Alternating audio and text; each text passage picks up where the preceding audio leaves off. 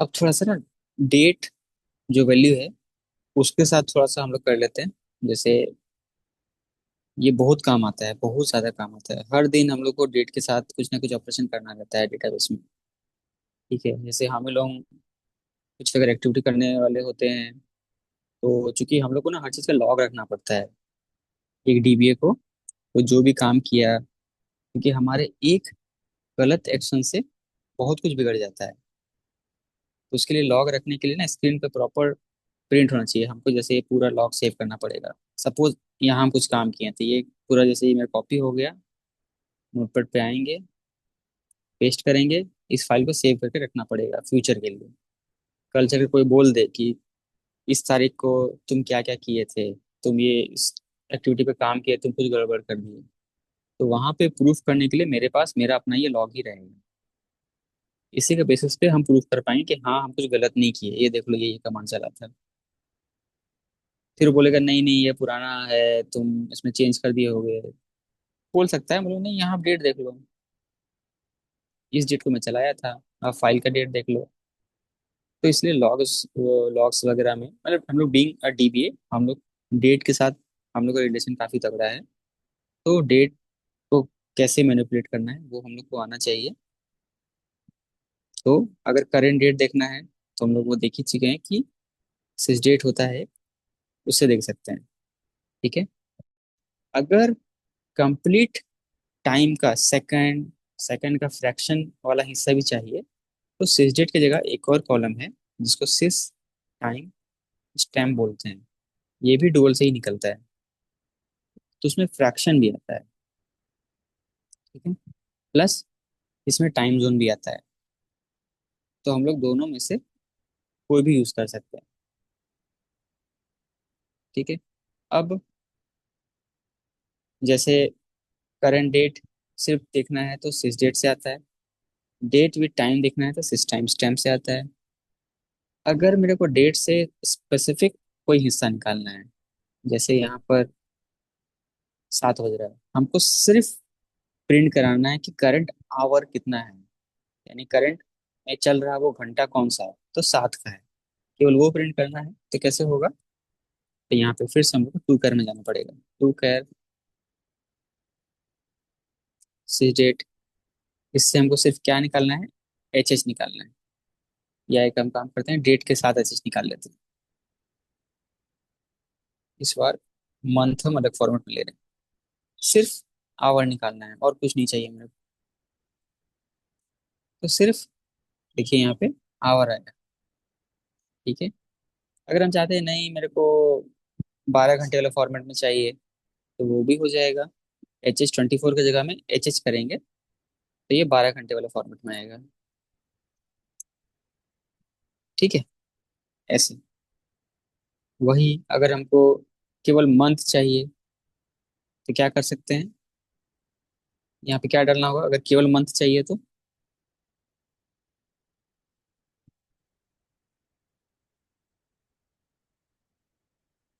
Hello. हाँ hello. हाँ अगर केवल मंथ चाहिए तो आवाज फिर नहीं क्या आई, डाल क्या सकते? पूछा? हम बोले केवल अगर मंथ केवल, चाहिए तो हाँ MON।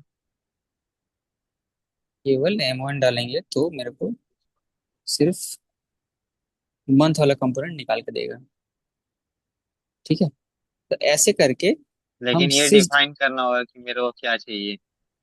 करेक्ट, यही तो रिक्वायरमेंट है। यही तो रिक्वायरमेंट है कि हम डेट से स्पेसिफिक हिस्सा निकाल सकते ठीक है। हैं, है ना? जैसे मेरे को ऐसा सा रिक्वायरमेंट आ जाता है डे टू डे काम में, तो हम लोग को ये सब चीज पता होना चाहिए कैसे एक्सट्रैक्ट कर सकते हैं। और भी इसका एडवांस फॉर्म है, कास्ट है, वगैरह वगैरह। एक्सट्रैक्ट नाम का एक है फंक्शन जो थोड़ा एडवांस लेवल का है। ठीक है। तो वो चीज़ है। अरिथमेटिक ऑपरेशन कैसे करेंगे डेट के साथ? कोई हमसे पूछा कि चलो आज तो 2 तारीख है, एक दिन पहले बताओ क्या तारीख था। ऐसे तो हम बोल सकते हैं 1 तारीख था। यहाँ हम कैसे निकालेंगे? है ना? तो यहाँ कैसे निकलेगा? सिंपल, एकदम बेसिक। और पूरा मैथमेटिक्स कोई इजीली समझता है। एक दिन पीछे जाना है, -1 फ्रॉम 2। तो एक दिन पीछे चला जाएगा। ठीक। 7 दिन पीछे जाना है, -7 कर सकते हैं। ठीक, तो 7 दिन पीछे चल जाता है। उसी तरीके से अगर आगे जाना है तो प्लस कर देंगे। ठीक। ये यहीं तक सीमित नहीं होता है, इवन आवर्स, मिनट, इस चीज में भी अगर होता है हम वो भी कर सकते हैं। जैसे हमको अगला 15 मिनट का हमको जानना है, अगला 15 मिनट में क्या टाइम होगा, तो फिर मेरे को यहाँ पे +15 और पूरा दिन को मिनट में कन्वर्ट करना रहता है। तो 24 घंटे में होता है 1440 मिनट। ठीक है। तो ये 15 मिनट देखो जोड़ के दे रहा है। ठीक है। इस तरीके से हम चाहते हैं नहीं 1 घंटा ऐड हो जाए, तो +1, और घंटा ऐड कर रहे हैं तो दिन में होता है 24 घंटा। ये सिर्फ 1 घंटा ऐड करके देगा। ठीक। 19:41 हो रहा था, 20:42 हो गया, 1 घंटा ऐड करके दिया। तो ऐसे हम लोग डेट के साथ अरिथमेटिक ऑपरेशन प्ले कर सकते हैं। इसका काम बहुत ज्यादा हम लोग को पड़ेगा जब हम लोग डेटाबेस में जॉब्स वगैरह मॉनिटर करेंगे, कौन सा जॉब कब चला, कितनी देर चला, कौन कौन सा जॉब इस मिनट के बीच चला, कौन सा जॉब पिछले 15 मिनट में चला, कितना सेशन पिछले 10 मिनट में बना। तो वहां पर ऐसा ऐसा हमको अरिथमेटिक ऑपरेशन डेट फील्ड पे लगाना पड़ेगा। तो इसका अनगिनत टेस्ट केस हो सकता है जो आप लोग सोच सकते हैं। ये जस्ट कुछ एग्जाम्पल था। ठीक है। अब थोड़ा डेटाबेस का जो ऑब्जेक्ट्स है उसका बारे में जान लेते हैं कि डेटाबेस ऑब्जेक्ट्स ओरेकल में कितने टाइप का है, क्यों है, क्या पर्पस है ना। तो ऑब्जेक्ट समझिए डेटाबेस में हर वो चीज जो बनाया जा सकता है, हर वो चीज। ठीक है। जैसे टेबल्स है, इंडेक्स है, व्यू है, इसको एक अलग नोट में ले जाते हैं। ठीक। Table, index, view, synonym, DB link, M view, trigger, etcetera etcetera, बहुत कुछ है। ठीक है, ये कुछ उनमें से कुछ नाम है। अब जिसमें टेबल हम लोग को पता ही है क्या है। It actually holds the data in the form of rose and column. ठीक है। टेबल जिसमें डेटा होता है। इंडेक्स क्या होता है? इंडेक्स टेबल के ऊपर या टेबल के डेटा के आधारित, टेबल में जो डेटा है उस पे आधारित एक ये लॉगबुक टाइप का होता है, जिससे हमको पता चलता है उस टेबल में किस तरीके का डेटा है। ठीक है। It actually holds the details of nature of data inside table and their address. जैसे किताब का इंडेक्स, अगर किसी किताब में 500 पेज है, 50 चैप्टर, अगर उसके आगे अगर इंडेक्स ना रहे तो हमको चैप्टर खोजने में बहुत मुश्किल होगा। लेकिन वही अगर इंडेक्स रहे तो हम तुरंत देख सकते हैं कि ये चैप्टर किस पन्ने पे है। वहां से हमको पेज नंबर मिल जाता है, यानी एड्रेस मिल जाता है। हम डायरेक्टली उस एड्रेस को खोज के उस चैप्टर में पहुंच जाते हैं। कुछ वैसा ही ओरेकल में इंडेक्स है। ठीक है। इसमें इंडेक्स का भी ओरेकल में बहुत सारा टाइप है। ठीक है। प्राइमरी की इंडेक्स है। असल में ये कांस्टेंट हम लोग देख लेंगे। ठीक है। तो ये इंडेक्स में ये हो गया। व्यू, व्यू क्या होता है? व्यू भी एक तरीके का टेबल ही है, बट इसका अपना कोई डेटा नहीं होता है। जैसे टेबल में अपना खुद का डेटा है, टेबल्स के अंदर रिकॉर्ड्स है, हम टेबल में डेटा स्टोर करते हैं। बट व्यू में क्या होता है? ये सिंपली जस्ट एक, इसके पीछे एक सिक्वल क्यूरी रन करता है। जैसे एक हम लोग व्यू क्रिएट करते हैं।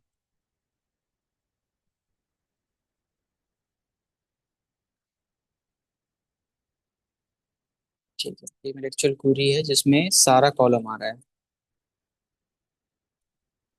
हम चाहते हैं कि हम केवल 3 कॉलम लें।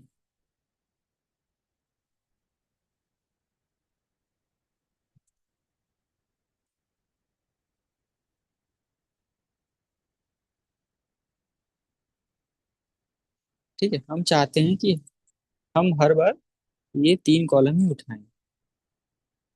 लेकिन हर बार इतना कौन लिखेगा? हर बार ये 3 कॉलम लिखना पड़ेगा? हम चाहते हैं कि नहीं, ये इसके लिए ना एक हम डेडिकेटेड व्यू बना देते हैं। ठीक है, तो एक व्यू बनाते हैं। Create view. व्यू का नाम दे देते हैं एम्प्लॉय अंडरस्कोर 3 नाम से, कुछ भी जिससे हमको आइडिया लगे कि हाँ इस व्यू के अंदर क्या है। तो हमको देख के लग रहा है 3 कॉलम है इसके अंदर। ठीक है, तो एज इसके अंदर कौन सा क्वेरी चलेगा? ये क्वेरी चलेगा। व्यू बन गया। अब अगर हम सर स्टार फ्रॉम टैब देखेंगे तो मेरे अंदर एक और व्यू दिखेगा।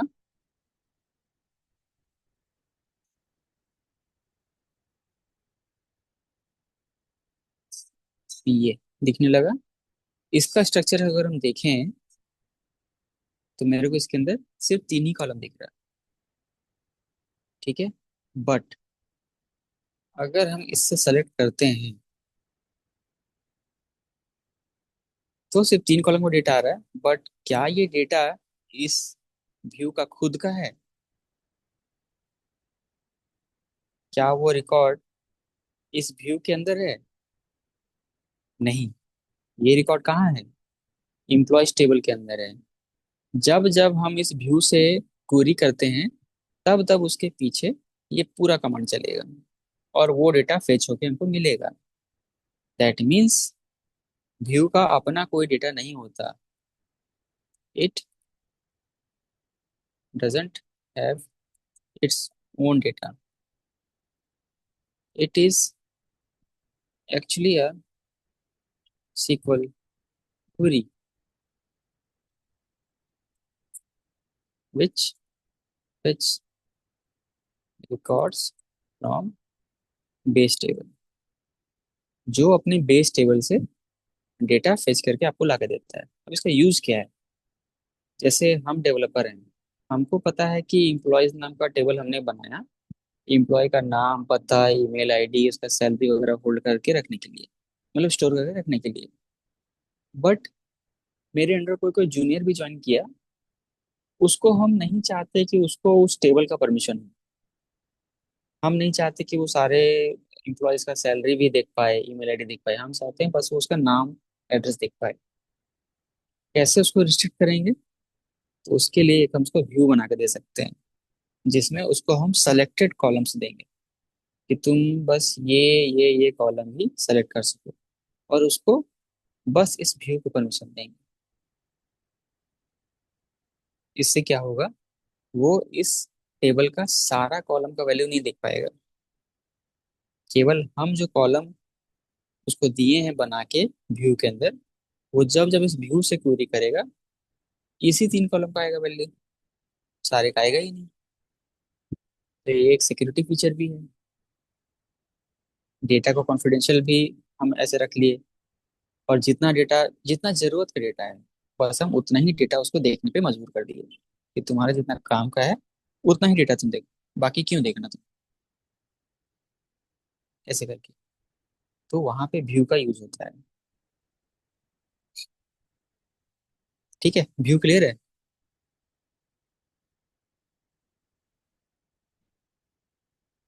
हाँ भैया। और दूसरा दूसरा चीज, ये लॉजिकल ऑब्जेक्ट है। ठीक है, यानी ये फिजिकली एग्जिस्ट नहीं करता, इसका अपना कोई डेटा नहीं होता। इसके पीछे जस्ट एक क्वेरी होता है। जब जब इस पे हम सेलेक्ट चलाते हैं, इसके पीछे वो क्वेरी रन करता है।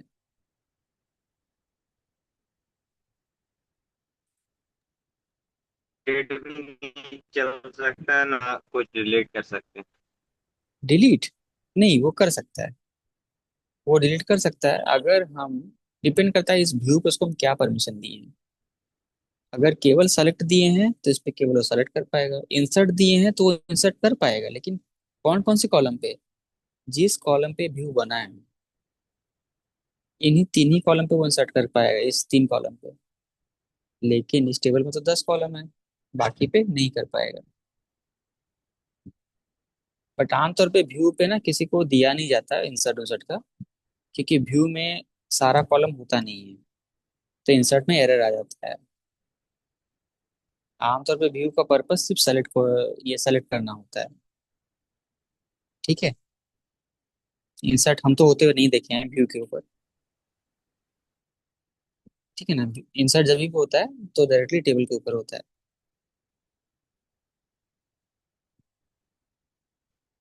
ठीक है। अब सिनोनिम। सिनोनिम सिंपल वही है जो हम लोग स्कूल में पढ़े हैं, है ना, पर्यायवाची। एक ही चीज को किसी और नाम से पहचाना जाना। ठीक। It is simply different name for aliasing type. Same object, हाँ, aliasing type. For example, we want to share some different name of a object to somebody, to developers और users। जैसे एक टेबल का नाम है एम्प्लॉइज। हम नहीं चाहते कि ये एग्जैक्ट नाम टेबल का किसी को पता चले। ठीक। एक ये यूज केस है। दूसरा, हम नहीं चाहते कि हर बार मेरे को इतना लंबा एम्प्लॉयज लिखना पड़े टेबल का नाम। हम अपना एप्लीकेशन में क्या होता है, एप्लीकेशन को ट्यून, जैसे हम लोग बोलते हैं कि एप्लीकेशन 5 MB का है, तो उसका पास रिक्वायरमेंट है नहीं नहीं एप्लीकेशन का साइज छोटा करो। वो क्या करेगा, उसमें जो कोड लिखा हो उस कोड को श्रिंक करेगा। जो जो कोड पहले 50 लाइन का था उसको कुछ ऐसा लिखेगा कि वो 10 लाइन में आ जाए। तो उसके लिए उसको हर जगह से ट्रिम करना पड़ेगा। तो वो चाहता है एम्प्लॉयज की जगह हम सिर्फ इंप लिखें, तो भी मेरा उसका मतलब एम्प्लॉयज ही होना चाहिए। तो वहां पे इंप नाम का एक सिनोनिम बनाएंगे जो बैकएंड में इसी को कॉल करेगा। ठीक है। तो बनाते हैं।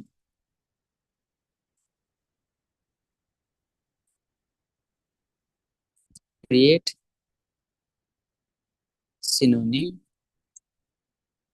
इंप ऑन, किस पे बनाना है, तो इस टेबल पे बनाना है।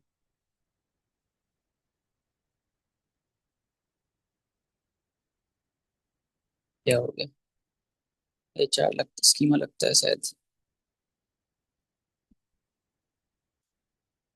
हम्म, हम्म,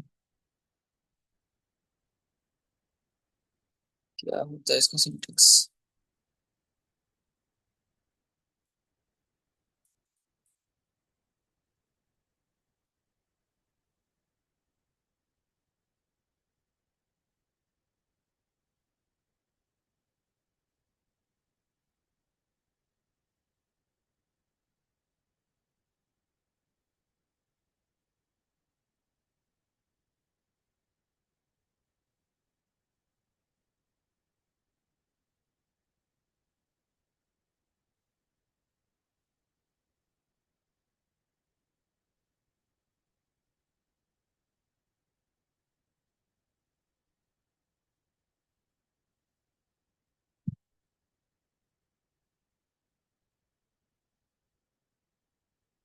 अच्छा, फॉर लगता है, ठीक है।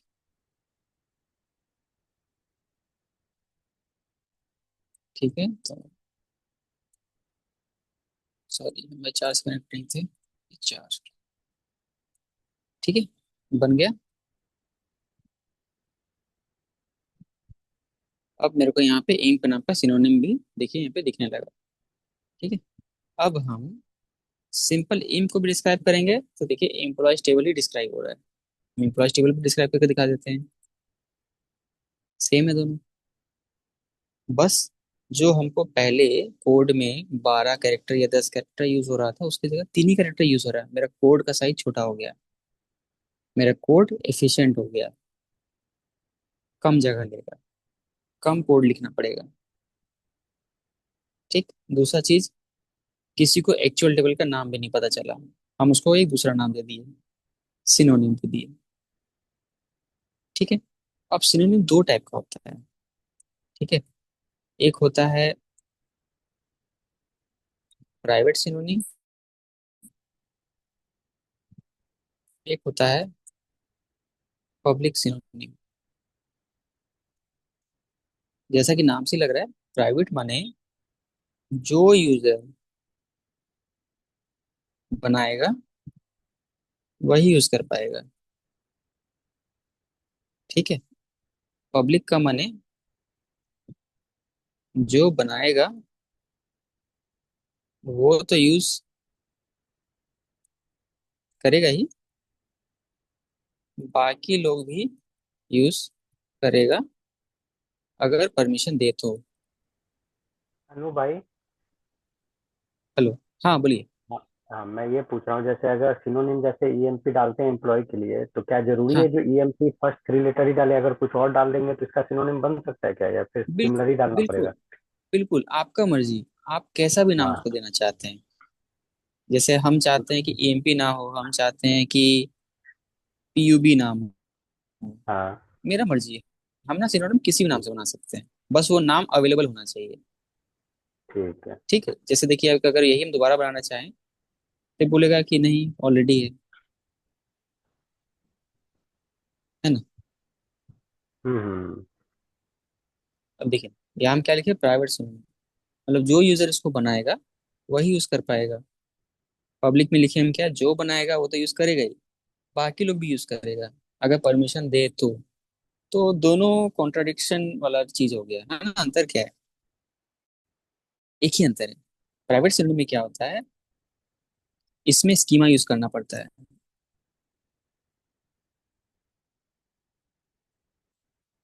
ठीक है। पब्लिक सिनोनिम में स्कीमा नहीं लगाना पड़ता है।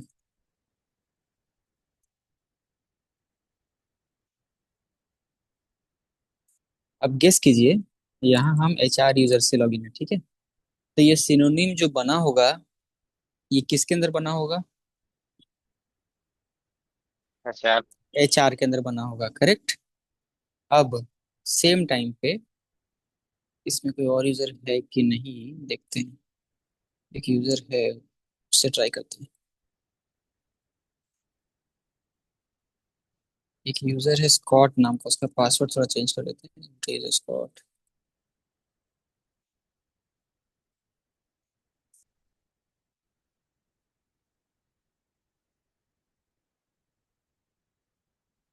कनेक्ट कर लेते हैं।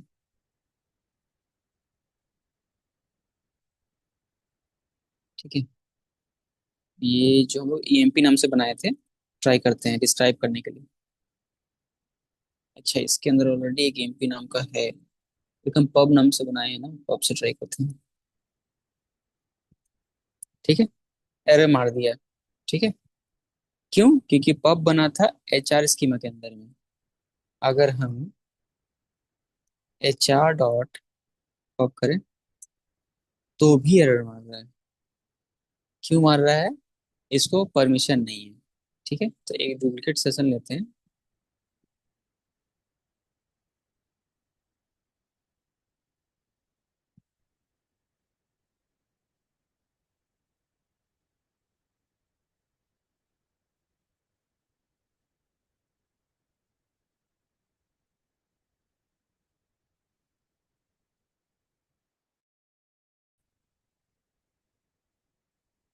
हम ग्रांट कर देते हैं, grant select on pub to Scott.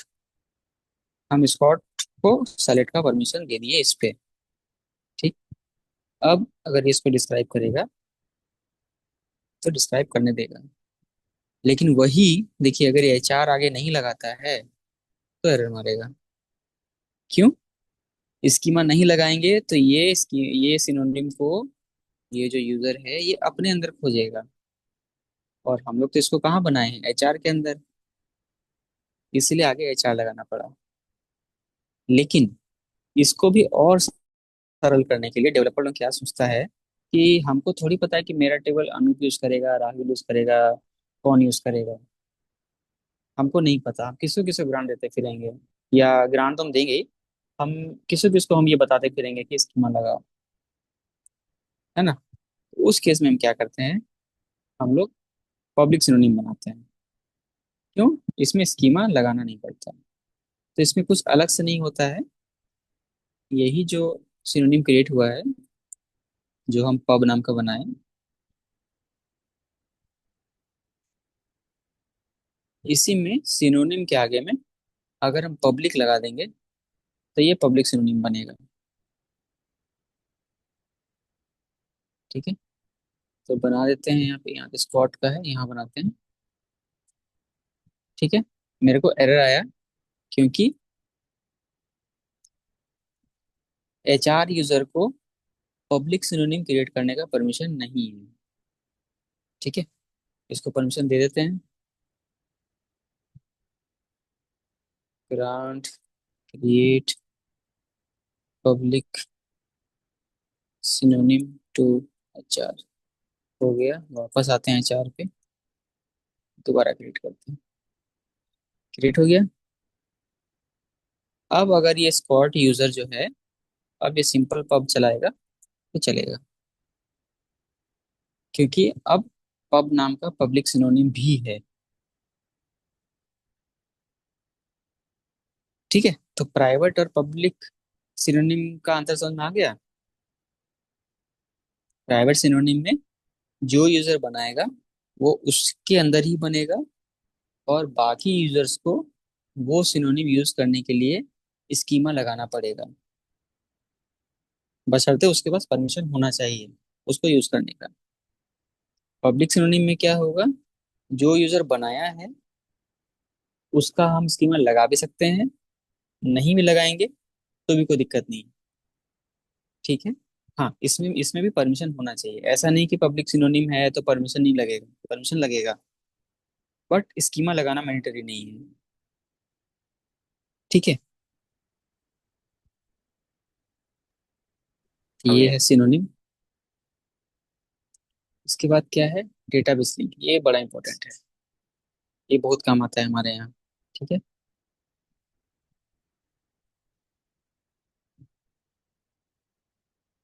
Database links, हम लोग जहाँ भी काम करेंगे वहाँ पे एक डेटाबेस तो कभी नहीं मिलेगा, क्योंकि एक कंपनी में नहीं भी तो 5-10 एप्लीकेशन चलता है, और हर एक एप्लीकेशन का अपना अलग डेटाबेस होता है। एचआर सिस्टम चलेगा उसका अलग डेटाबेस, पेरोल सिस्टम का अलग डेटाबेस, कोई अलग पार्ट्स बन रहा है तो उसका अलग डेटाबेस होगा, बिलिंग का अलग डेटाबेस होगा, है ना। ये सारा चीज है, डीलर मैनेजमेंट सिस्टम का अलग डेटाबेस होगा। तो अब सपोज एक ये एचआर सिस्टम, ठीक है, एचआर सिस्टम में इम्प्लॉयज का डिटेल है, लेकिन उस और पेरोल सिस्टम दोनों अलग अलग है, जिसमें सैलरी प्रोसेस होता है, उसको इम्प्लॉय की डिटेल चाहिए। दैट मीन्स पेरोल वाले डेटाबेस को इम्प्लॉयज वाले डेटाबेस के पास जाना पड़ेगा, एचआर वाले डेटाबेस के पास डेटा फेच करने के लिए। तो दो डेटाबेस के बीच में कनेक्टिविटी होना चाहिए, वो कैसे स्टेब्लिश कराया जाए, उसी के लिए हम लोग ऑब्जेक्ट क्रिएट करते हैं जिसका नाम है डेटाबेस लिंक। ठीक है, दो डेटाबेस के बीच में कम्युनिकेशन स्टेब्लिश करने के लिए डेटाबेस लिंक हम लोग क्रिएट करते हैं, ताकि एक डेटाबेस दूसरे डेटाबेस में डेटा भेज सके या वहां से फेच कर सके। ठीक है, जैसे साइड ए में, साइड ए को डेटा फेच करना है साइड बी से, तो इस केस में डीबी लिंक बनेगा साइड ए की तरफ।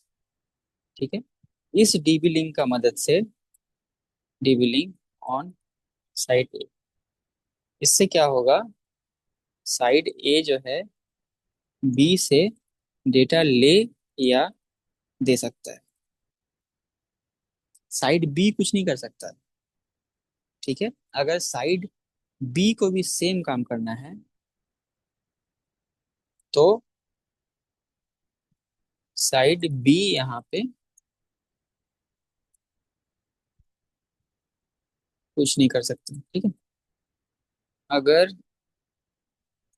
साइड बी भी सेम चीज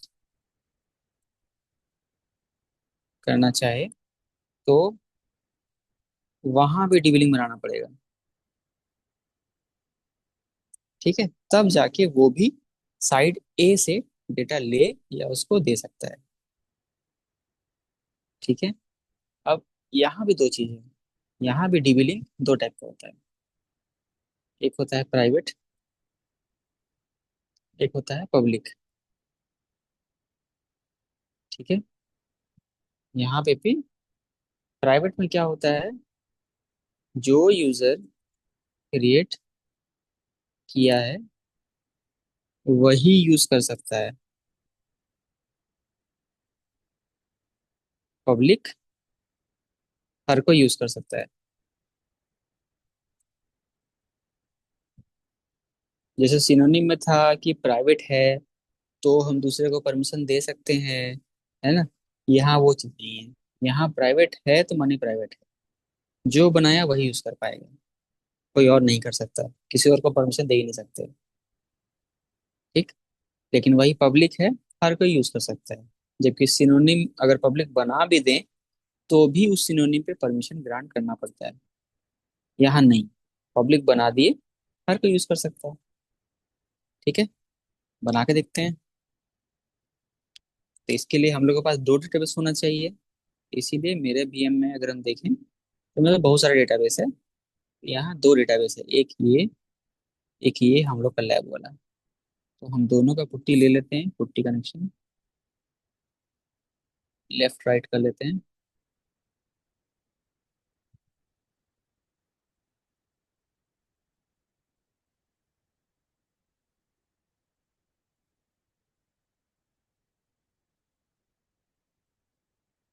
ठीक है। लेफ्ट वाला है मेरा 100.095.30 का है, राइट भी सेम ही है, तो हमको इसको चेंज करना पड़ेगा। ठीक, कैसे जाएगा।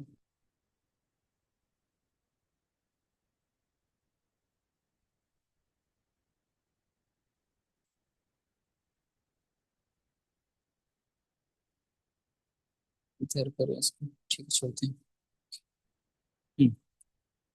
एग्जिट।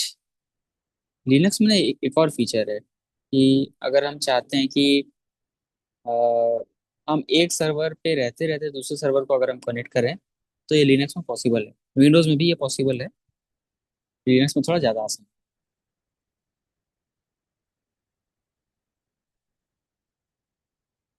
एक एसएसएच नाम का कमांड होता है, एसएसएच। जिस सर्वर पे हमको लॉगिन करना है, हमको जाना है 20 पे, तो यहीं से लॉगिन हो जाएगा। यस, पासवर्ड मांगेगा, पासवर्ड डाल दिए, हम आ गए हैं दूसरे सर्वर पे। ठीक है। यहाँ अगर हम डेटाबेस का नाम चेक करेंगे तो यहाँ हमको मेरा डेटाबेस दिखेगा, डीबी prod 1 जो हम लोग क्रिएट किए थे।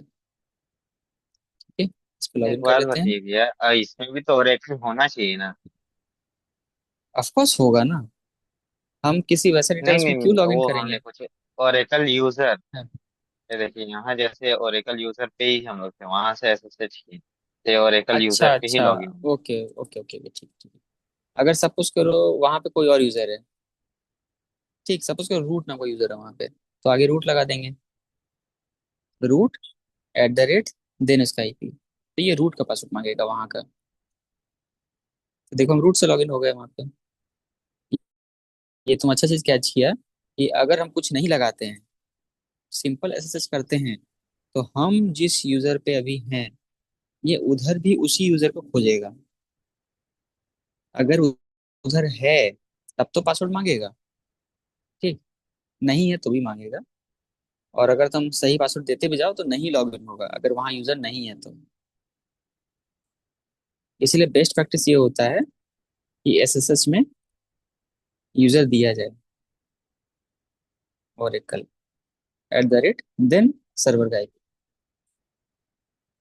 फिर ये पासवर्ड मांगेगा तो ओरेकल में लॉग इन हो गया। ठीक है। तो अब हमको क्या चाहिए डीलिंक बनाने के लिए, क्योंकि अब दोनों अलग अलग सर्वर है। सबसे पहला चीज आईपी रिक्वायरमेंट क्या है। एड्रेस। हाँ, रिक्वायरमेंट क्या है डीलिंक के लिए, रिक्वायरमेंट क्या है फॉर डीलिंक। सबसे पहला चीज आईपी ऑफ टारगेट डीबी, मतलब जिसको कनेक्ट करना है। ठीक, पहला। दूसरा सोर्स, चाहिए पोर्ट। हाँ सोर्स टू टारगेट कनेक्टिविटी होना चाहिए। ठीक। तीसरा port of listener of target dB server. चौथा टारगेट डीबी यूजर जो डीबी लिंक में यूज होगा। पांचवा टारगेट डीबी यूजर का पासवर्ड। बस इतना चीज चाहिए हमको डीबी लिंक बनाने के लिए। तो टारगेट का आईपी कैसे मिलेगा, तो अगर दोनों ही डेटाबेस मेरे सपोर्ट में है तो हमको तो पता रहेगा ये सर्वर का क्या आईपी है। पोर्ट कैसे दिखता है, पोर्ट हमको लिसनर में दिखेगा। तो पहले देखेंगे लिसनर चल रहा है कि नहीं। कैसे दिखता है, टीएनएस ग्रेप करते हैं तो दिखता है। तो इसमें देखिए यहाँ पे लिसनर का नाम लिखा हुआ आ रहा है, इसका स्टेटस चेक करेंगे। तो यहाँ देखिए पोर्ट लिखा हुआ आ रहा है 21 है। ठीक है। तो हम ये डिटेल कलेक्ट कर लिए। पोर्ट 1521 है। आईपी हमको पता चल गया 100.0.95.20 है। ठीक है। कनेक्टिविटी है कि नहीं कैसे चेक करेंगे, तो उसके लिए हमको डीबी लिंक पहले बनाना कहाँ है, डीबी लिंक बनाना है यहाँ। यहाँ से चेक करना होगा।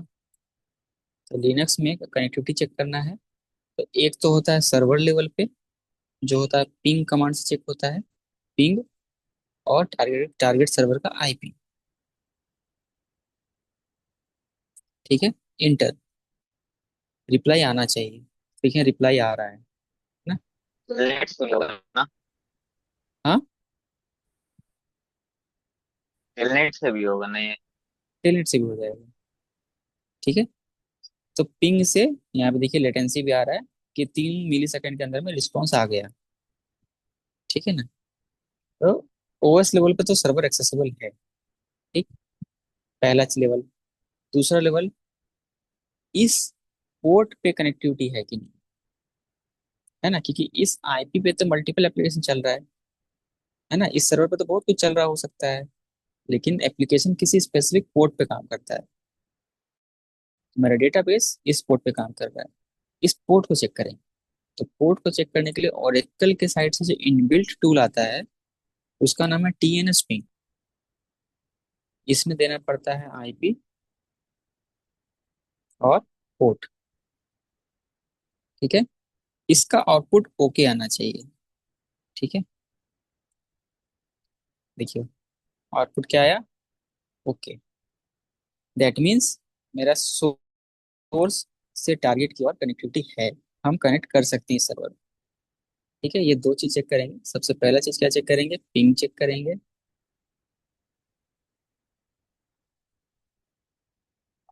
पिंग चेक करेंगे, देन पोर्ट चेक।